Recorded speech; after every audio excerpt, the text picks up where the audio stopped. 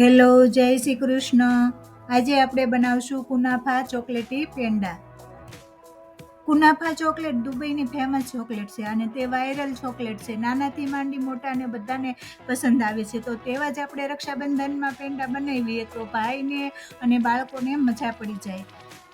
સૌ પ્રથમ આપણે કુનાફા બનાવશું. કુનાફા બનાવવા માટે આપણે ગેસ સ્ટાર્ટ કરી અને તેના ઉપર પેન ગરમ કરવા મૂકી દીધું છે અને તેમાં 2 સ્પૂન ઘી ગરમ કરવા મૂકી દીધું છે અને તેમાં આપણે 50 ગ્રામ ઝીણી સેવ કટ કરી અને એડ કરીશું અને તેને રોસ્ટ કરીશું.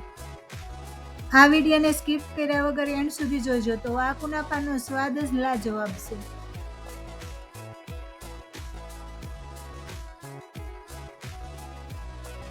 સેવ ગોલ્ડન બદામી રંગની થઈ જાય ત્યાં સુધી આપણે રોસ્ટ કરીશું અને હવે તે ગોલ્ડન બદામી રંગની થઈ પણ ગઈ છે.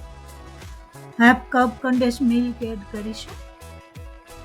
કન્ડેન્સ મિલ્ક સેવ સાથે સરસ મિક્સ થઈ ગયું છે. હવે તેમાં અડધી વાટકી આપણે પિસ્તાને આ રીતે દરદરા ક્રશ કરેલા તેમાં એડ કરી દઈશું.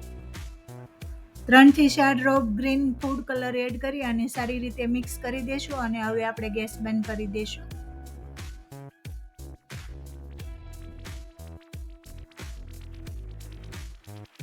આજે આપણે પેંડા બનાવવાના છીએ. પેંડા બનાવવા માટે દૂધ જોઈએ, કાં દૂધનો માવો જોઈએ, કાં દૂધનો પાવડર જોઈએ. તો આપણે આ 400 ગ્રામ દૂધનો માવો લીધેલો છે અને તેની સામે 200 ગ્રામ ખાંડ લીધેલી છે.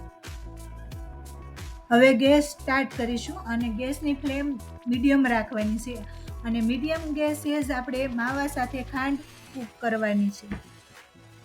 ગેસની ફ્લેમ હાઈ રાખી અને ફટાફટ 5 મિનિટમાં પેંડા બની જતા હોય છે, પણ 5 મિનિટમાં પેંડા બને તેમાં ખાંડ પીગળતી નથી. એટલે આપણે આ લો ફ્લેમ ઉપર અને મીડિયમ ગેસની ફ્લેમ ઉપર જ જો માવા સાથે ખાંડ કૂક થઈ અને સરસ પીગળી ગઈ છે. હવે તેમાં આપણે અડધી વાટકી કોકો પાવડર એડ કરી અને સારી રીતે મિક્સ કરી દઈશું. માવા અને ખાંડને ઓછામાં ઓછું 15 મિનિટ સુધી કૂક થવા દેવાનું છે અને આ રીતે આપણે કટકા થઈ અને નીચે પડે તો જે ઠરશે અને સરસ પેંડો બનશે. હવે તેમાં આપણે અડધી વાટકી ડાર્ક ચોકલેટ એડ કરી અને સારી રીતે મિક્સ કરી દઈશું. ડાર્ક ચોકલેટ સરસ મિક્સ થઈ ગઈ છે. હવે આપણે ચેક કરી લેશું પેંડા પરફેક્ટ બનશે કે નહીં. આ રીતે જો આપણે ઉછેથી નીચે પાડશું તો એ કટકા થઈ અને નીચે પડશે. હવે આપણે ગેસ બંધ કરી દઈશું. આ પરફેક્ટ પેંડા બનશે. સ્પૂનના ચોથા ભાગનું આપણે વેનીલા એસેન્સ એડ કરી અને સારી રીતે મિક્સ કરી દઈશું. 10 થી 15 બદામ, 10 થી 15 કાજુ, 20-25 જેટલી આપણે આ ગ્રીન ઝીણી પિસ્તી આવે છે તે તેમાં ખાણીમાં એડ કરી અને આપણે દરદરો ભૂકો બનાવીશું.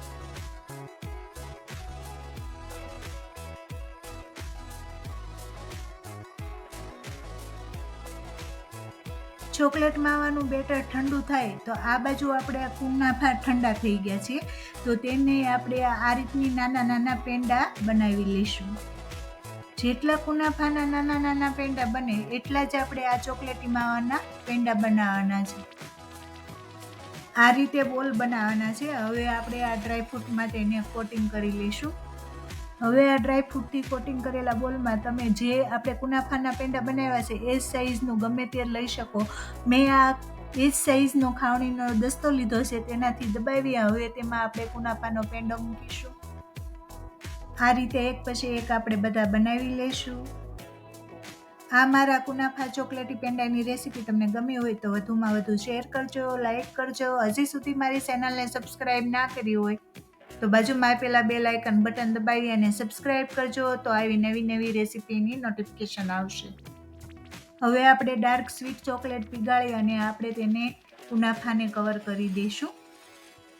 આ રીતે એક પછી એક આપણે બધા કુનાફા ચોકલેટથી કવર કરી અને રેડી કરી લેશું અને હવે આપણે તેને 30 મિનિટ જેવા ઠંડા થવા દેશું. હવે ઠંડા થઈ ગયા છે. હવે આપણે તેને કટ કરી લઈશું. આ રેસીપી તમને ગમી કે નહીં તે ભૂલ્યા વગર મને કોમેન્ટ કરજો. જય શ્રી કૃષ્ણ.